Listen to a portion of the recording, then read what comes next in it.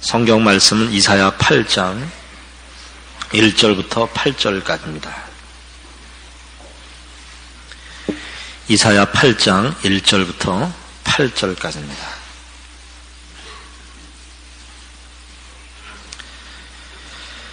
여호와께서 내게 이르시되 너는 큰 서판을 취하여 그 위에 통역 문자로 마헬살랄 하스바스라 쓰라.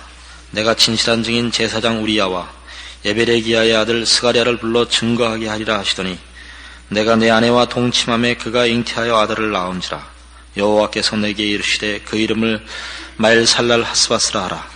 이는 이 아이가 내 아빠 내 엄마라 할 줄 알기 전에 다메섹의 제물과 사마리아의 노량물이 아수르 왕 앞에 옮긴 바 될 것입니다. 여호와께서 다시 내게 일러 가라사대 이 백성이 천천히 흐르는 실로암 물을 버리고 르신과 르말리아의 아들을 기뻐하나니 그러므로 주내가 흉룡하고 창일한 큰 하수 곧 아수르 왕과 그의 모든 위력으로 그들 위에 덮을 것이라. 그 모든 골짜기에 차고 모든 언덕에 넘쳐 흘러 유다에 들어와서 창일하고 목에까지 미치리라.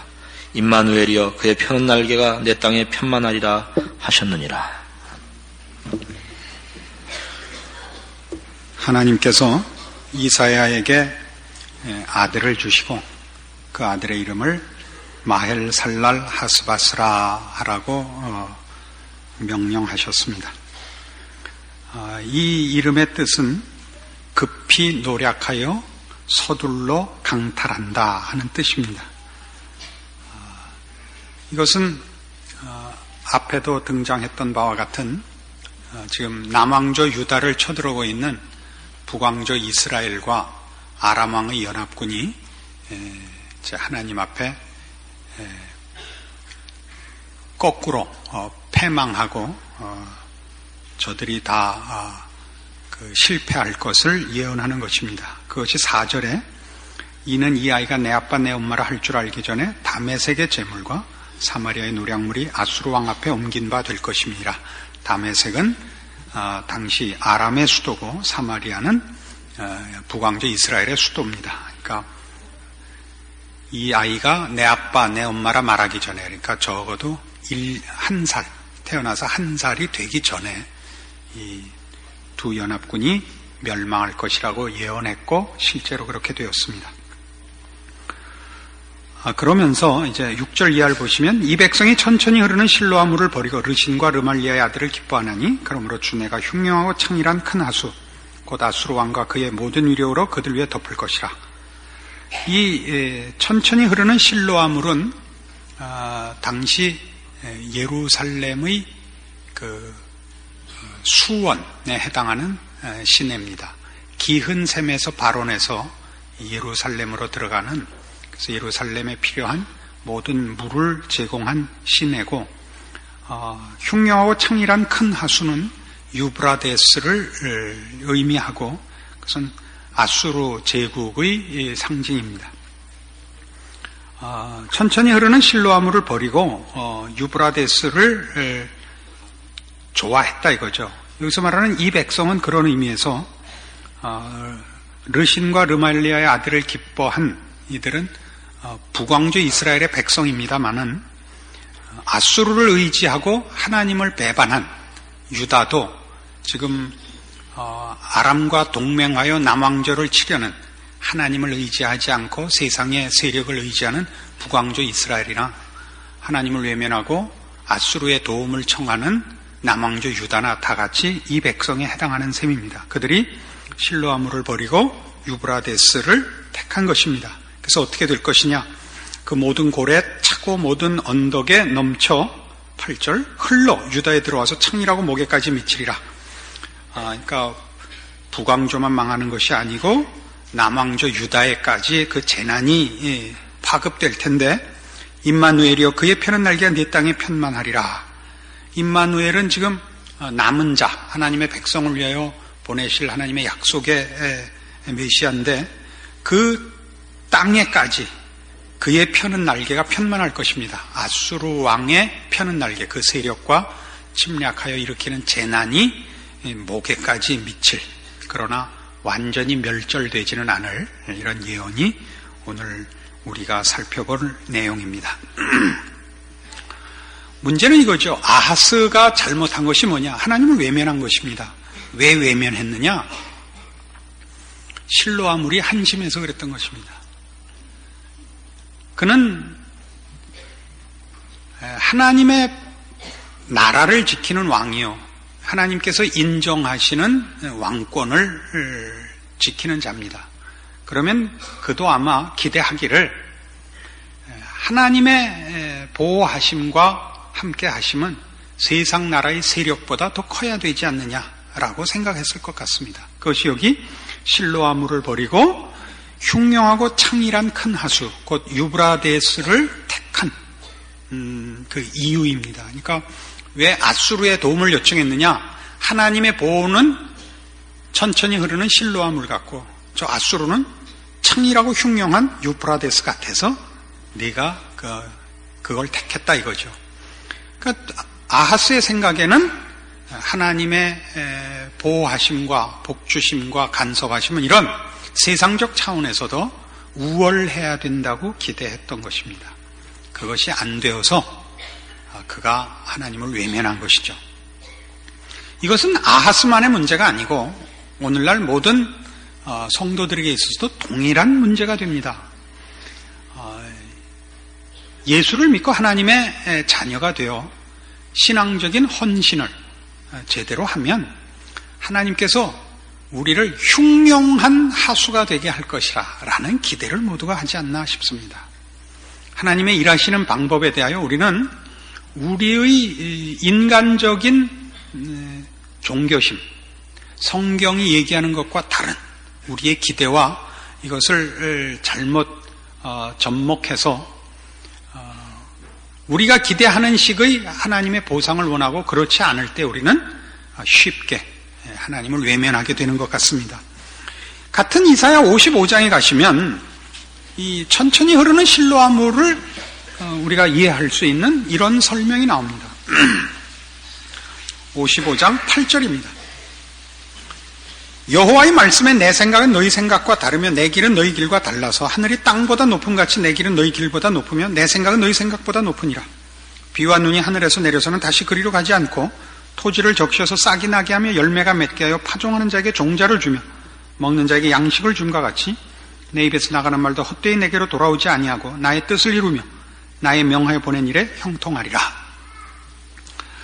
그러니까 아까 우리 본문식으로 하면 천천히 흐르는 실로아물보다 흉흉하고 창일한 유프라데스를 선택한 아하스는 말하자면 하나님이 함께 하시면 그 왕권이 알렉산더 같고 징기스칸 같아야 된다고 생각했겠죠. 그러나 하나님은 그렇게 일하지 아니하시고 지금도 보는 바와 같이 비와 눈이 내려서 무슨 화살같이 꽂히고 눈이 변해서 금화가 되고 이렇게 안 하시고 그냥 비가 내려서 땅을 적신다고요. 스며든다고요. 그렇게 해서 어떻게 한다고요? 그래서 싹이 나고 열매가 맺힌다고요.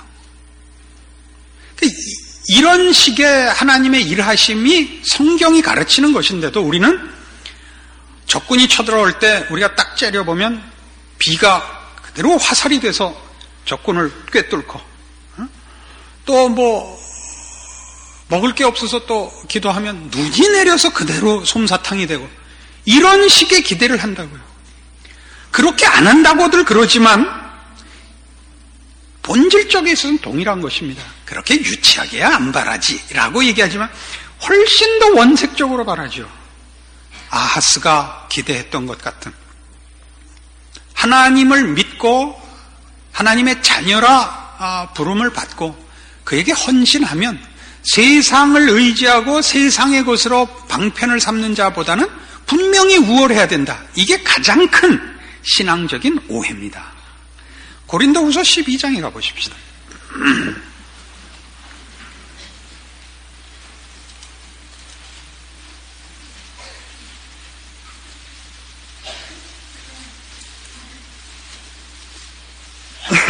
고린도후서 12장 7절입니다. 신약성경 299페이지 고린도후서 12장 7절 여러 계시를 받은 것이 지극히 크므로 너무 자고하지 않게 하시려고 내 육체에 가시 곧 사단의 사자를 주셨으니 이는 나를 쳐서 너무 자고하지 않게 하려 하심이니라. 이것이 내게서 떠나기 위해 내가 3번 주께 간구하였더니 내게 이르시기를 내 은혜가 네게 족하도다. 이는 내 능력이 약한 데서 온전하여 짐이라 하신지라. 이러므로 도리어 크게 기뻐함으로 나의 여러 약한 것들에 대하여 자랑하리니 이는 그리스도의 능력으로 내게 머물게 하려 함이라. 그러므로 내가 그리스도를 위하여 약한 것들과 능력과 궁핍과 핍박과 곤란을 기뻐하노니 이는 내가 약할 그때 곧 강함이니라. 바울도 1차적으로 이렇게 생각했단 말이에요.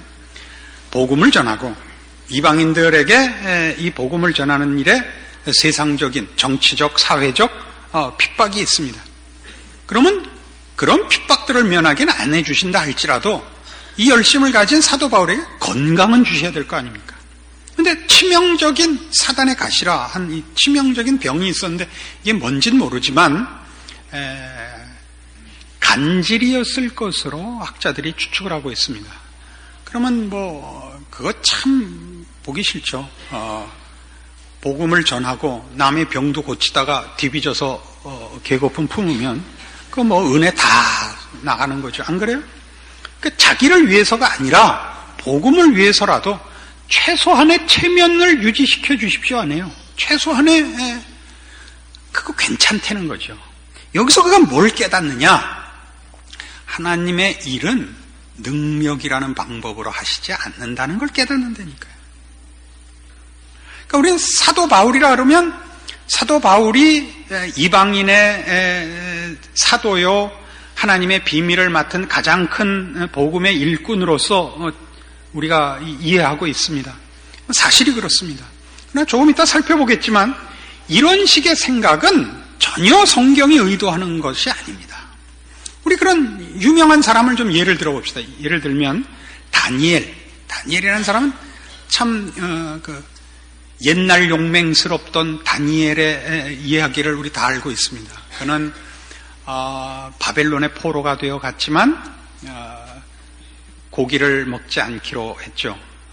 고대 사회에서는 그 나라에 섬기는 우상에게 육류를 다 제물로 바친 후에 제사를 드린 후에만 밖으로 나왔기 때문에 모든 육류가 다 제사 제물이었습니다. 그러니까 하나님 외에 다른 신을 섬길 수 없다라는 뜻입니다. 채식주의자라는 뜻이 아닙니다. 또 그는 왕을 상징하는 우상에 절하는 것을 거부해서 사자굴에 던지움을 받았으나 살아났죠. 그의 세 친구들은 풀무불에 던지워졌으나 살아났습니다. 그래서 우리는 다니엘이 매일 3번 예루살렘을 향하여 기도한 것과 그가 어떻게 믿음을 지키고 총리 노릇을 했는가 하는 것 때문에 다니엘 그러면 이렇게 위대하고 영웅적이고 이렇게 믿음의 담력을 가진 사람으로 기억을 합니다만 따져보면 그렇게 해서 조국이 해방된 것도 아니고 바벨론이 멸망한 것도 아니고 바벨론 백성들이 하나님 앞에 회개한 것도 아니고 그냥 다니엘은 사실은 말하자면 개인의 신앙을 지키기에 전전긍긍했다 이겁니다. 전전긍긍했다니까 조금 너무 약소합니까? 개인의 신앙을 지키는 싸움 외에 다른 걸 한 게 없다고요. 우리의 기대, 우리가 신앙을 제대로 가지고 헌신을 하면 하나님이 전신갑주를 쫙 성령의 전신갑주를 입혀서 쫙 째려보면 불이 나가고 고개를 탁 쳐들면 하늘이 열리고 이런 식이 아니라니까요. 하나님은 그렇게 일하시지 않아요. 왜? 하나님은 우리를 불러서 써먹으려고 하질 않는다니까요. 우리가 목적이지 우리를 써먹으려고 은혜를 주시는 분이 아니라고요. 몇 번을 말해야 돼요 도대체? 하다 보니까 성질이 나서 못 살겠네. 욥을 보세요. 욥은 성경 속에 우리 이 신구약 성경 66권 중에 큰 책 중에 하나입니다. 욥은 상당히 분량이 많은 그 책인데 이 욥기는 성경 중에 제일 먼저 씌어진 책으로 그렇게 학자들 간에 승인이 되고 있습니다. 그러니까 얼마나 중요하면 맨 처음 이것은 성경으로 받아야겠다라고 인정했겠습니까? 근데 내용이 뭐죠? 욥이 어려움을 당해서 이런 표현 쓰는 걸 용서해 주십시오. 지랄 발광한 책입니다. 그죠? 하나님, 이럴 수가 있습니까? 내가 뭘 잘못해서 도대체 이렇게 어려운 시련을 주시는 겁니까? 내가 뭐 잘못한 거 있으면 얘기를 하십시오. 내가 뭘 잘못했습니까? 하나님 심심하십니까? 이렇게 하실 거면 왜 날 태어나게 하셨습니까? 지금이라도 죽여주십시오. 죽는 게 낫지 난 이렇게는 못 살겠습니다. 이거를 욥기 내내 하는 거예요. 매일 지랄 떠는 거예요. 매일. 내일 아침에도 눈을 또 뜨란 말입니까? 나 오늘 눈 감은 채로 죽게 내비두십시오. 오늘도 또 눈 떴습니다. 오늘도 하루 종일 또 괴롭히실 것이죠. 그거예요. 알아들어요? 믿음의 화신으로 돼 있죠, 욥이. 우리 자꾸 영웅화시킨다니까요. 믿음을 가지면 종교라는 것이 초월적인 보상으로 이 세상이 만들지 못하는 어떤 멋진 종교적 어떤 초월적인 어떤 멋진 작품을 만들어낼 거라고 기대해요. 아니에요. 한 개인의 영혼이 신앙인으로서 연습하고 훈련하고 고민하고 싸워나가는 것을 목적으로 하고 있고 내용으로 하고 있습니다. 그가 어떤 일을 했느냐는 부차적인 것입니다. 그러니까 모세만 해도 모세가 있어서 출애굽이 된 거 아닙니다. 그거는 에스더에 나오죠. 에스더가 왕비가 됐는데 모르드게가 가서 야, 네가 왕비가 된 것은 다 이때를 위해 하나님이 준비하신 것일 것이다. 네 백성을 위해서 너 한몫해야 된다. 네가 안 해도 하나님은 할 거다. 넌 안 하면 너 혼자만 손해다. 모세가 있어야만 하나님이 일을 하시는 것이 아니라 모세가 없어도 하죠. 응? 모세가 없어도 할 건데 그럼 모세를 왜 불렀느냐? 모세는 그 일을 통하여 모세 자신이 크는 거라고요. 모세의 인생은 이스라엘을 해방시키기 위해서 존재하는 게 아니라 그 자신을 위해 존재하는 거예요. 1차적으로. 이런 신앙의 그 관점은 굉장히 중요합니다. 이제 좀 더 찾아보십시다. 빌립보서 3장에 가보십시다. 신약성경 321페이지 빌립보서 3장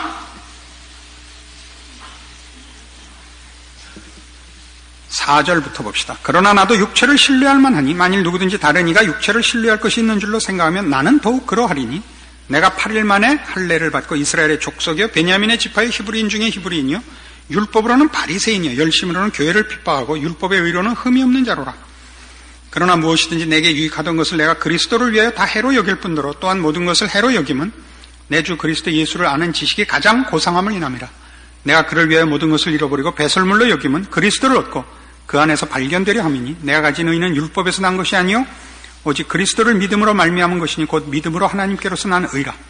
내가 그리스도와 그 부활의 권능과 그 고난의 참여함을 알리하여 그의 죽으심을 본받아 어찌하든지 죽은 자 가운데서 부활에 이르려 하노라. 이거예요. 죽은 자 가운데서 부활에 이르는 싸움. 이것이 사도 바울이 한 싸움이에요.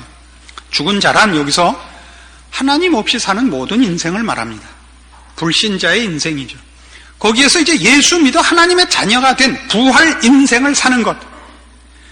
이것이 싸움이지 신앙이라는 것을 하나의 헌신과 봉사로 내밀어서 그 다음부터 하나님의 사람으로 무엇에 쓰이는 것은 기본적인 신앙의 개념이 아닙니다. 물론 하나님이 그렇게 쓰는 자들이 있습니다. 하나님이 역사상 또는 어떤 공동체에 하나님의 일을 위해 사람을 세웁니다마는 그것은 우리가 추구해야 할 신앙의 보편적인 약속들이거나 책임거리는 아닙니다.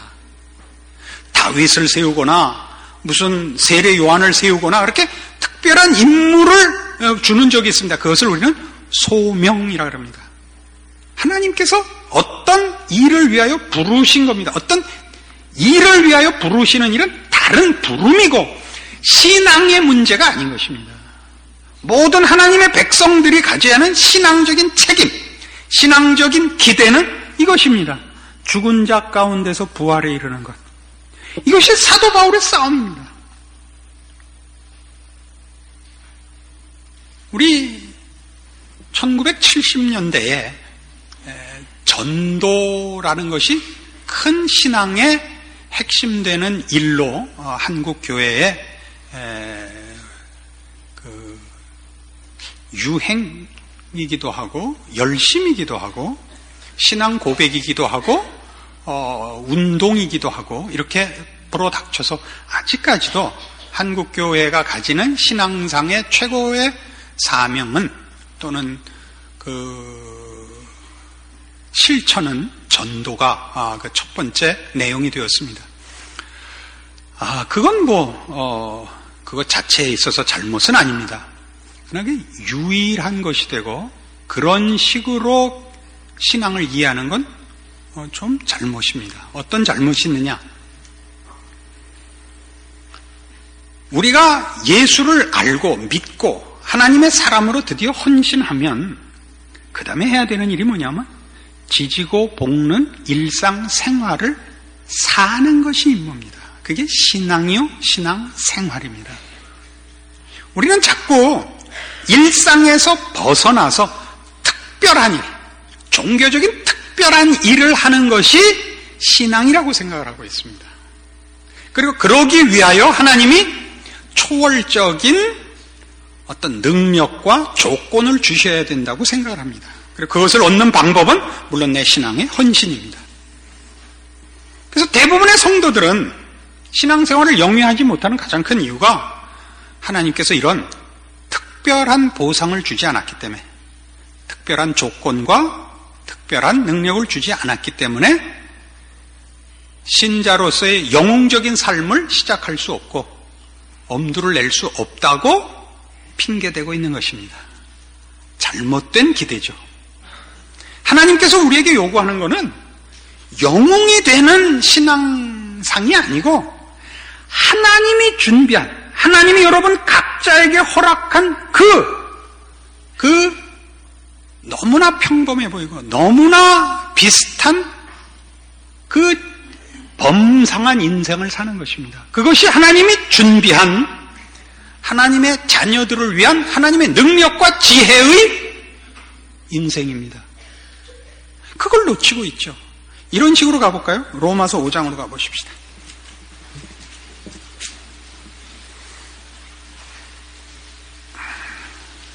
신약성경 245페이지 로마서 5장 1절입니다. 그러므로 우리가 믿음으로 의롭다 하심을 얻었은즉 우리 주 예수 그리스도로 말미암아 하나님으로 더불어 화평을 누리자. 또한 그로 말미암아 우리가 믿음으로 서 있는 이 은혜에 들어감을 얻었으며 하나님의 영광을 바라고 즐거워하느니라. 이제 예수 그리스도로 말미암는 구원을 얘기하고, 구원을 얻으면 하나님과 화평을 이루며 하나님의 은혜 가운데 들어가면 하나님의 영광을 바라고 누리게 된다. 이렇게 얘기합니다. 하나님의 영광은 하나님의 하나님 되심을 제대로 인식하는 것이요, 하나님의 하나님 되심에 해당하는 모든 은혜들을 이제 부여받는 그런 복된 신자의 자리를 말합니다. 그럼 그 다음이 얼마나 영웅적이며 얼마나 큰 약속과 혹은 기대와 혹은 권면으로 되어 있겠습니까마는 3절은 뜻밖의 이런 것입니다. 다만 이뿐 아니라 우리가 환난 중에도 즐거워하느니 이는 환난은 인내를, 인내는 연단을, 연단은 소망을 이루는 줄 알미로다 라고 가장 부정적인 표현이 나옵니다. 물론 이렇게 얘기할 수 있죠. 우리가 형통하고 승리할 때만 기뻐하는 것이 아니라 이제 신자가 된 후에는 어떤 환난이나 어떤 어려움 속에서도 우리의 기쁨을 빼앗을 자 없다. 이렇게 얘기하면 물론 맞습니다.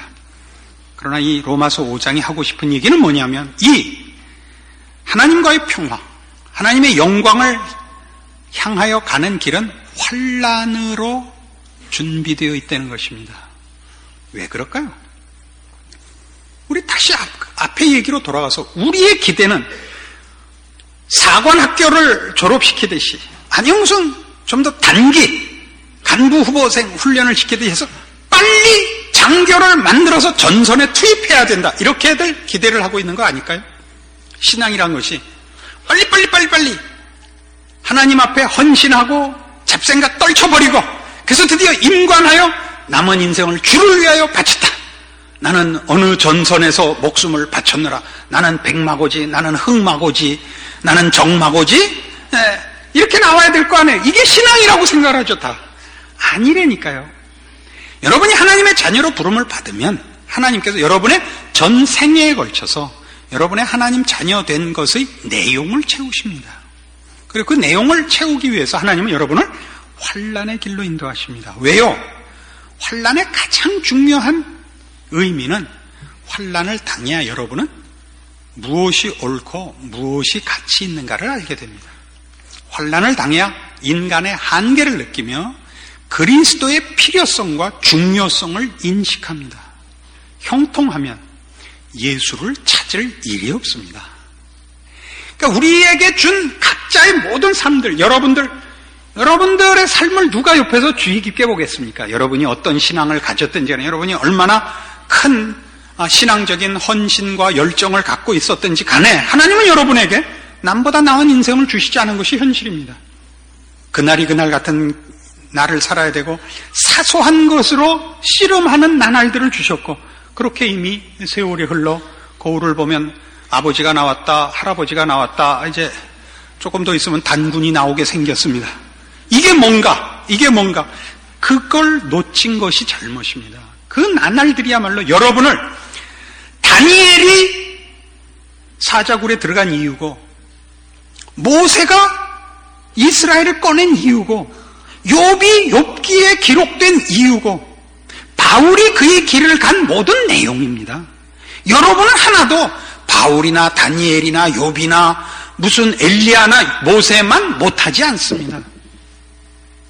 역사적 공헌도, 사회 공동체의 공헌도가 얼마였느냐는 좀 다르겠죠. 그러나 그거는 하나님이 그런 자리와 그런 역할로 부른 문제라니까요. 그거는 모든 하나님의 성도들에게 하나님이 하시는 일은 마치 예수 그리스도의 십자가가 모두에게 충분하도록 골고루 그 속죄 사역이 혜택을 준 것 같이, 모든 하나님의 백성들은 그의 자녀로 부름을 받아 모든 인생이, 각자의 인생이 하나님의 측량할 수 없는 지혜와 능력으로 준비된 길을 가고 있는 것입니다.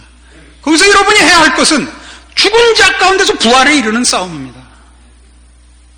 그게 다니엘이 간 길이고, 그게 욥이 한 싸움이고, 그게 사도 바울이 기록한 고백이고, 우리 모두가 해야 할 싸움입니다. 왜 안 갔다고요? 아까도 얘기했죠. 여러분은 신앙생활이란 그런 것이 아니고 훨씬 더 극적인 걸 것이라고 생각한 겁니다. 영웅적인 걸 것이라고요. 아하스가 기대한 알렉산더 같고 징기스칸 같이 만들어줘야 된다고 생각했다니까요. 그래서 뭘 했다고요? 천천히 흐르는 실로와 물을 버리고 창이라고 흉용한 하수 유프라데스를 택했다고요. 올해는 이제 벌써 이제 우리 교회 표를 정해버렸죠. 라고 말은 하지 않는다. 이렇게 돼버렸어. 내년 거를 정했어요. 이 설교를 준비하다. 유프라데스요, 가라. 자꾸 시적으로 됩니다, 이게. 그래서 디모데전서 1장에 가시면 이 사도 바울이 자기 자신의 그 신자된 인생과 가치에 대하여 고백한 것이 나오는데 전혀 우리의 기대와 다르다 이겁니다. 신약성경 337페이지 디모데전서 1장 12절입니다. 나를 능하게 하신 그리스도 예수 우리 주께 내가 감사하면 나를 충성되이 여겨 내게 직분을 맡기심이니 내가 전에는 회방자요 핍박자요 포행자였으나 도리어 긍휼을 입은 것은 내가 믿지 아니할 때 알지 못하고 행하였습니다. 우리 주의 은혜가 그리스도 예수 안에 있는 믿음과 사랑과 함께 넘치도록 풍성하였도다. 믿보다 모든 사람이 받을 만한 이 말이요 그리스도 예수께서 죄인을 구원하시려고 세상에 임하셨다 하였도다. 죄인 중에 내가 괴순이라. 그러나 내가 긍휼을 입은 까닭은 예수 그리스도께서 내게 먼저 1절 오래 참으심을 보이사 후에 주를 믿어 영생 얻는 자들에게 본이 되게 하려 하심이니라. 우리는 사도 바울이 영웅이요 위인이라고 자꾸 얘기하고, 바울은 스스로를 가장 못난 가장 못난 샘플이라고 얘기를 하고 있는 걸 발견하게 됩니다. 나 같은 것도 구원을 받았다 이겁니다. 나 같은 것도. 우리가 해야 할 일은 얼마나 큰 일을 하느냐가 아니라 이 변화입니다. 죄인 중에 괴수였던 자가 하나님의 사람이 된 이 차이, 죽은 자 가운데서 부활에 이른 그 구별, 이것이 우리 모두에게 주어진 책임이며 싸워야 할 싸움이며 달성해야 될 내용들입니다. 그게 능력이 필요 없습니다. 능력이 동원된다면 거룩을 향한 능력이 있을 뿐입니다. 사회적인 시선이나 가치를 향한 능력은 없습니다. 그래서 우리 모두가 핑계 반, 체념 반으로 각자 신앙생활을 안 하는 것입니다. 왜요? 너무나 보잘것없는 인생을 산다고 생각하는 탓입니다. 어떻게 하실 겁니까? 이 싸움을 싸우셔야 됩니다. 여러분의 신자된 가치를, 내용을 이 죽은 자와 산 자의 구별에서 확인하는 싸움과 부활의 생명과 신앙을 지켜내는 싸움으로 가시면 여러분이야말로 다니엘이죠. 여러분이야말로 엘리야고, 여러분이야말로 바울인 것입니다. 영을 기대하지 마십시오. 그것이 우리의 잘못된 신앙관이 우리의 주어진 인생의 값진 나날들을 외면하게 만든 것이라 생각합니다. 각자의 신자된 삶을 사셔서 여러분이 있는 곳에는 과연 하나님의 영광이 드러나고 우리가 가진 생명의 내용들이 모두의 죽은 영혼들을 두드리는 역사가 있는 존재와 삶으로 이어지게 만드시기 바랍니다. 기도하십시다. 하나님 아버지 은혜를 감사합니다. 우리로 하나님의 자녀 되게 하시며 우리로 하나님께서 원하시는 준비하신 지혜와 능력의 길을 걷게 하셔서 감사드립니다. 이 길을 다 걸으면 우리가 하나님의 계획하시고 목적하신 영광의 자리에 이를 것을 믿사옵니다. 그래서 하루하루를 중히 여기며 사소한 싸움에 승리하며 모든 우리의 삶의 정황에서 죽은 자 가운데서 부활에 이르는 싸움을 약속합니다. 이 싸움을 이겨내어 우리가 가진 부활의 생명과 우리를 구원하신 하나님의 능력이 이 어두운 세상에 빛으로 소금으로 전파되며 저들의 심령을 두드리며 결실하는 우리의 복된 인생이 되게 하여 주시옵소서. 예수님 이름으로 기도합니다. 아멘.